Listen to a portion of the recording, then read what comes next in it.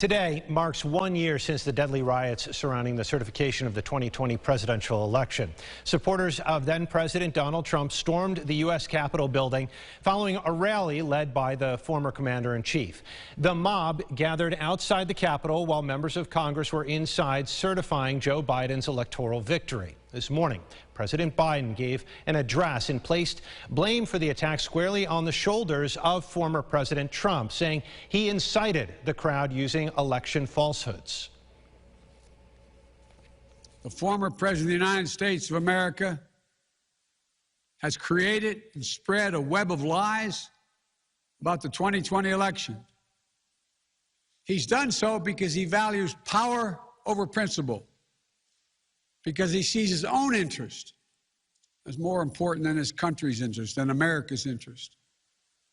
And because his bruised ego matters more to him than our democracy or our Constitution. He can't accept he lost.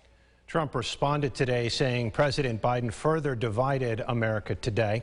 When the rioters broke through the barriers and entered the building, congressional leaders were forced to take cover and escape if they were able to. Local members of Congress were there that day, and they say it was unlike anything they had ever seen.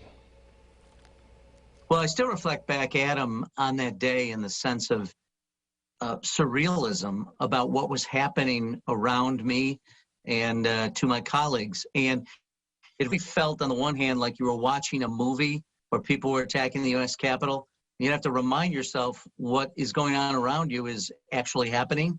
Unthinkable things that, I took as an article of faith. I reflect on January 6th like many of my fellow Americans. That was a dark day in America's history. I never thought in my tenure in Congress or as an American citizen I would experience something like that occurring right there on the Capitol grounds. And I remember the details of that day. I had just left the floor of the House and was walking outside like I normally do to my office, and it was just surreal. And I sat there with tears, and I think I recall talking to you. It was emotional, it was trying, and it is something we should never repeat. We should learn from. 3 local men currently being held in D.C. for their alleged involvement that day. Dominic Pizzola, accused of trespassing on federal property and smashing a window at the Capitol.